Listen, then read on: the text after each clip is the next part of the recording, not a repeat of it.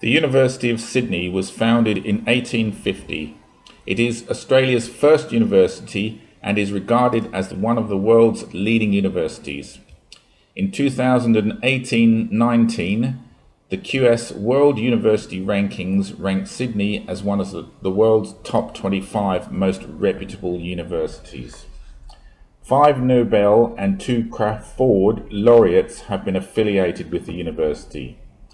The university has educated 7 prime ministers, 2 governors general, 9 state governors and territory administrators, and 24 justices of the High Court, including 4 chief justices.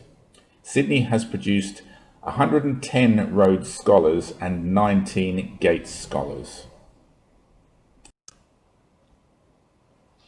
This year, in 2019, the Sydney University's Women's Collective recently celebrated there were approximately 19,554 women enrolled as undergraduate students out of a total of 34,012 undergraduate students, which represents 57% women and 43% men.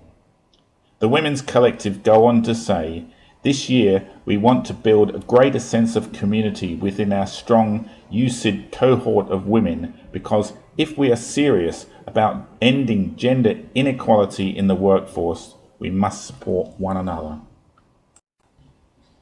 From the staff body, Dr. Lynn shares her thoughts on promoting women in STEM, science, technology, engineering and maths. Noticing unconscious bias is the key to promoting gender balance in STEM, says Associate Professor Ruby Lin from the Centre for Infectious Diseases and Microbiology in an article entitled "Empowering Women and Girls in STEM." From the student body, it is reported in October 2014, the board of the University of Sydney Union, USU, rejected the application of a new student society, the Brotherhood Recreation and Outreach Society, BROSOC. Queer portfolio holder and USU board director Liam Carrigan argued that allowing the formation of BROSOC could cause significant damage to the queer community, especially amongst trans and genderqueer members.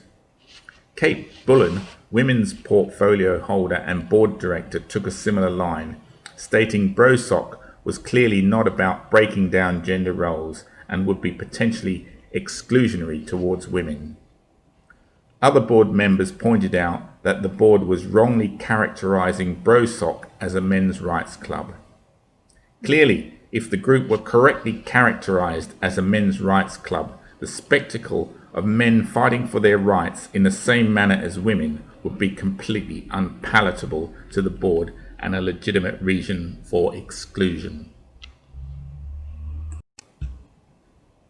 It seems no one pointed out the hypocrisy of the gay community in seeking to ban a group due to a perception of being heterosexual.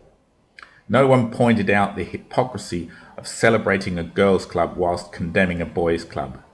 And no one pointed out the underrepresentation of male students at the university whilst promoting a greater representation of women, and all whilst claiming to pursue gender equality. And from the Women's Collective, who claim to build an inclusive group with a stronger sense of community whilst excluding those who disagree with their particular brand of identity politics. It is clear from this meeting there are no enforced guidelines for the basis of social and political groups within the university. Groups are allowed or denied by the privilege of a few without guidelines or conscience or any thought about conflict of interest.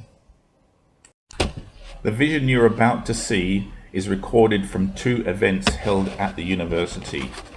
The first event is an open lecture by Bettina Arndt on the false rape crisis at our universities and a critical appraisal of our universities in appointing themselves as adjudicators in sexual assault cases.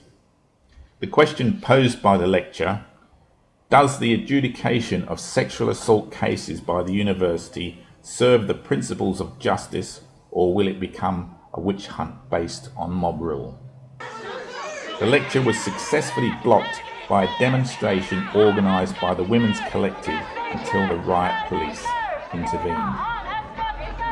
Women have long since enjoyed the right to form groups to discuss and determine women's rights, but the thought of men forming groups to discuss if the principle of justice is being applied is inconceivable to these women.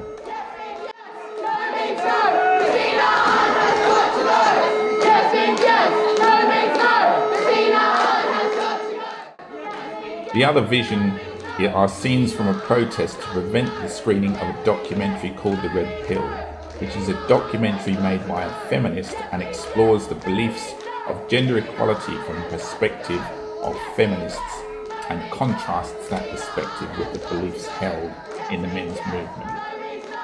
Can you imagine the outcry from these same groups if they were prevented from screening a pro-feminist documentary by a mob of men?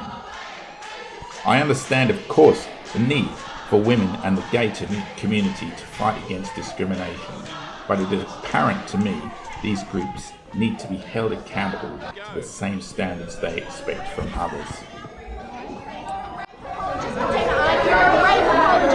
You think that women are responsible for rape? Women are responsible for their own rape? Disgrace! You're a sexist, misogynist, Republican crap! Who thinks women deserve to be raped? Fucking rape apologists!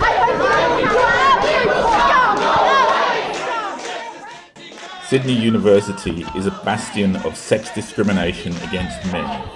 From its willingness to adjudicate sexual assault cases, from their staff who are quick to notice the underrepresentation of women in STEM subjects who ignore the underrepresentation of men at the university, from women who belong to women's groups but condemn men's groups, from female office bearers who vote against the very existence of men's groups, from mob rule who embrace the concept of open discussion of issues facing women whilst shutting down any discussion of issues facing men. Presided over by a management system which fails in its responsibility as custodians of a crucible of freedom of speech, and all whilst embracing the false concept the definition of gender equality should be for the exclusive benefit of only one gender. Sydney University is a cesspool of self-interest based on identity politics from its staff and its students, whose output now consists of sexists, hypocrites and bigots, people of double standards of intolerance who think they can impose their views by accusing others of their own shortcomings and by mob rule.